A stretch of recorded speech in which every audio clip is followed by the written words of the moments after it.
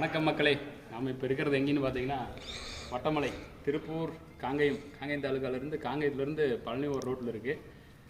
இது பார்த்திங்கன்னா ஒரு மிகவும் பழமையான கோயில்.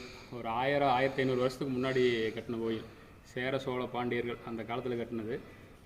இதில் பார்த்திங்கன்னா 1900 ஃபஸ்ட்டு வந்து சிவன் தான் வந்து இங்கே மூலவராக இருந்திருக்கிறாரு. மூலவராக இருந்ததுக்கப்புறம் ஒரு 1949க்கு அப்புறம் இங்கே கல்வெட்டுலலாம் இருக்குது.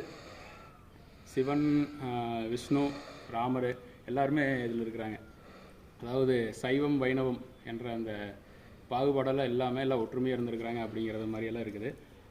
சிவன் கோயிலில் இருந்தது வந்து 1949க்கு அப்புறம் அது என்ன காரணம்னு தெரியல. சிவனை எடுத்துகிட்டு அப்பனை தூக்கிட்டு மகனை வச்சு விட்டாங்க. இப்போ வந்து முத்துக்குமாரசாமி உள்ளே இருக்கிறாரு, வள்ளி தெய்வானையுடன் முத்துக்குமாரசாமி. நாங்கள் போய் கும்பிட்டு வந்துட்டோம்.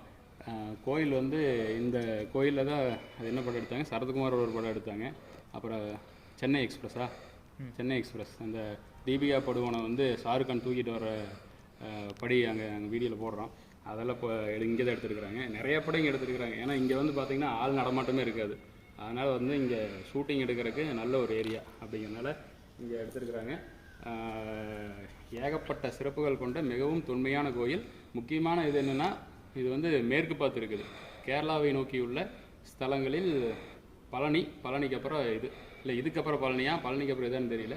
இது ரெண்டும் தான் இருக்குது. கேரளா போகிற மக்கள் பார்த்தீங்கன்னா இங்கே வந்துட்டு போங்க. பழனியை விட தொன்மையான சிறப்பு வாய்ந்த கோயில்.